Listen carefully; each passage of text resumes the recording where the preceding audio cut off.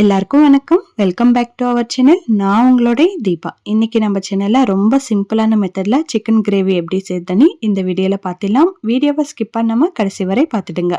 பேச்சுலர்ஸும் நீங்களும் ட்ரை பண்ணலாம். ரொம்ப சிம்பிளான மெத்தட் தான். ஓகேங்களா?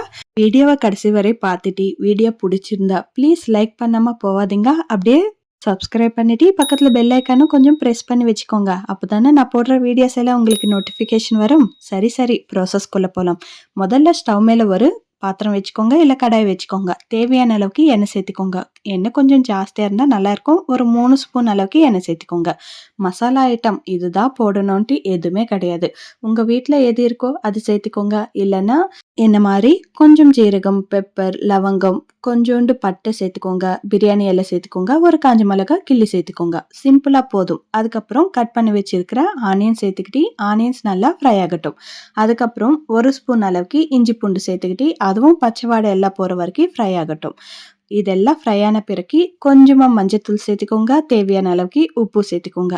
இதே ஸ்டேஜில் தேவையான அளவுக்கு மிளகாத்தூளும் சேர்த்துக்கோங்க. நான் இங்கே ஒரு ஸ்பூன் அளவுக்கு மிளகாத்தூள் சேர்த்துக்கிறேன்.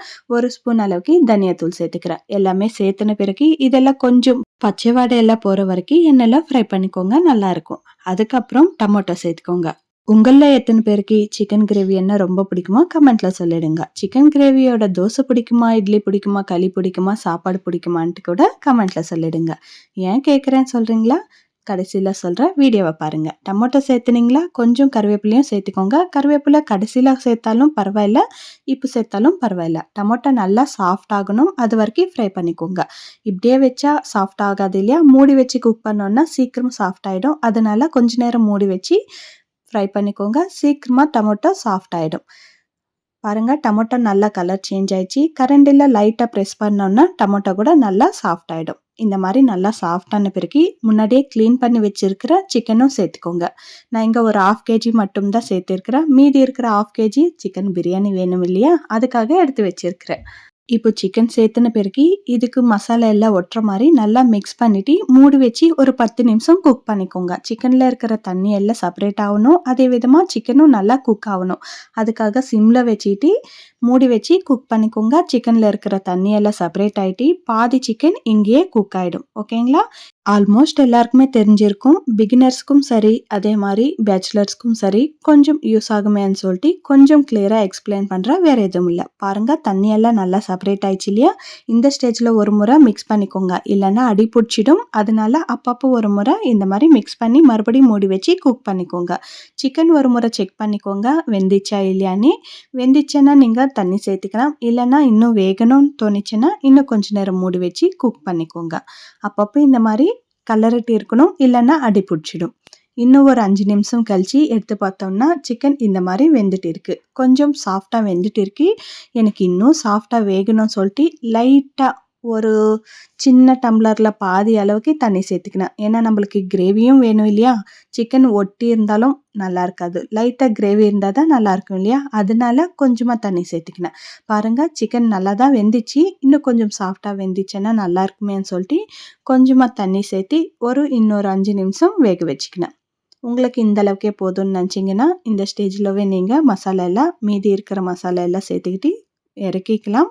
எனக்கு இன்னும் கொஞ்சம் கிரேவி தேவைப்பட்டுச்சு. அதே விதமாக சிக்கனும் கொஞ்சம் வேகணும்னு தோணுச்சு. அதனால் பார்த்தீங்க இல்லையா, தண்ணி கொஞ்சமாக சேர்த்து குக் பண்ணிக்கணும். தண்ணி சேர்த்துன பிறகு மறுபடியும் 5 நிமிஷம் குக் பண்ணிக்கினேன். அதுக்கப்புறம் ஒரு பாதி ஸ்பூன்கிட்ட கொஞ்சம் ஜாஸ்தியாக கரம் மசாலா இல்லை சிக்கன் மசாலா எதுவாக இருந்தாலும் சேர்த்துக்கலாம்.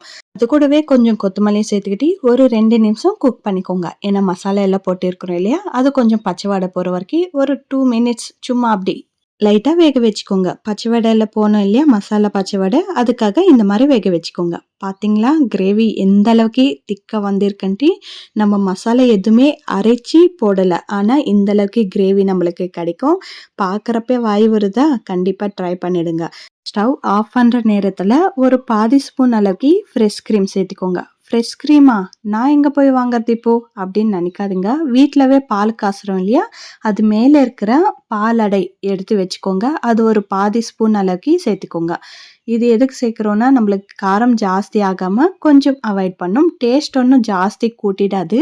ஆனால் இது சேர்க்கறதுனால கொஞ்சம் டேஸ்ட்டு டிஃப்ரெண்ட்டாக தான் இருக்கும். இல்ல எங்ககிட்ட இல்ல, நாங்க சேர்க்க மாட்டோம் பரவாயில்லையான்னு நினச்சிங்கன்னா பரவாயில்ல விட்டுடுங்க.